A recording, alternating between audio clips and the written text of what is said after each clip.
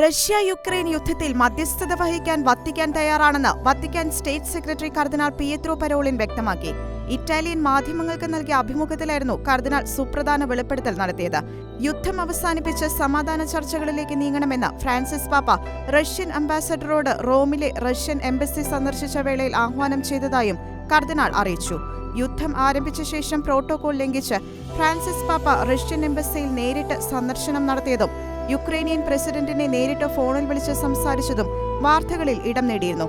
റഷ്യ-യുക്രൈൻ യുദ്ധത്തിൽ സമാധാനം സംജാതമാകുന്നതിനു വേണ്ടി മാർച്ച് 2 പാപ്പ അന്താരാഷ്ട്ര പ്രാർത്ഥനാ ദിനമായി പ്രഖ്യാപിച്ചതിനെ തുടർന്ന് പ്രസ്തുത പ്രാർത്ഥനാ ദിനത്തിനായി ആഗോള കത്തോലിക്ക സമൂഹം പ്രാർത്ഥനാ സംരംഭങ്ങളും പ്രത്യേക നിയോഗാർത്ഥമുള്ള ദിവ്യബലികളും നിശ്ചയിച്ചിട്ടുണ്ട്. യുദ്ധ നടപടികൾ ഉടൻ അവസാനിപ്പിക്കണമെന്ന് പറഞ്ഞ കർദിനാൾ പിയത്രോ പരോളിൻ ആത്മാർത്ഥവും സജീവവുമായ സംവാദങ്ങളിലൂടെ അന്യോന്യമുള്ള മാന്യതയും പരസ്പരധാരണയും സാധ്യമാണെന്നും ചൂണ്ടിക്കാട്ടി. സമാധാന ചർച്ചകൾക്കുള്ള അവസരം അടഞ്ഞിട്ടില്ലെന്നും റഷ്യയ്ക്കും യുക്രൈനുമിടയിൽ മധ്യസ്ഥത വഹിക്കാൻ വത്തിക്കാൻ തയ്യാറാണെന്നും കർദിനാൾ ആവർത്തിച്ചു.